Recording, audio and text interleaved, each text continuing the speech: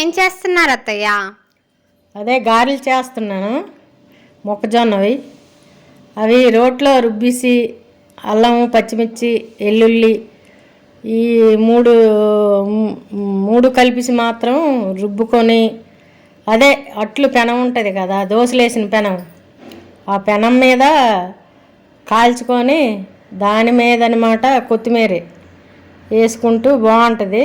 చాలా హెల్త్కి మంచిది, టేస్ట్ కూడా బాగుంటాయి. చిన్నపిల్లలు కూడా తినడానికి ఇంకా బాగా ఉంటాయి, తినాలనిపిస్తుంది. చూసారా మా అత్తయ్య ఎలా చేస్తున్నారో? మొక్కజొన్న బూరెలు బాగున్నాయి కదా. చూసారు కదా, స్వీట్ కార్న్తో స్పైసీ గారెలు చేస్తున్నారు మా అత్తయ్య. పెనం మీద కాలుస్తున్నారు. అందరూ ఆయిల్లో కాలుస్తారు, కానీ మా అత్తయ్య ఇలా ఆయిల్ ఫుడ్ కాకుండా నార్మల్గా ఇలా పెనం పెట్టేసి లైట్గా 1 స్పూన్ ఆయిల్తో మొత్తం చేసేసారు. చాలా అంటే చాలా టేస్టీగా ఉన్నాయి. అండ్ హెల్త్కి కూడా చాలా మంచిదంట. చిన్నపిల్లలు కూడా తింటే చాలా అంటే చాలా మంచిదంట.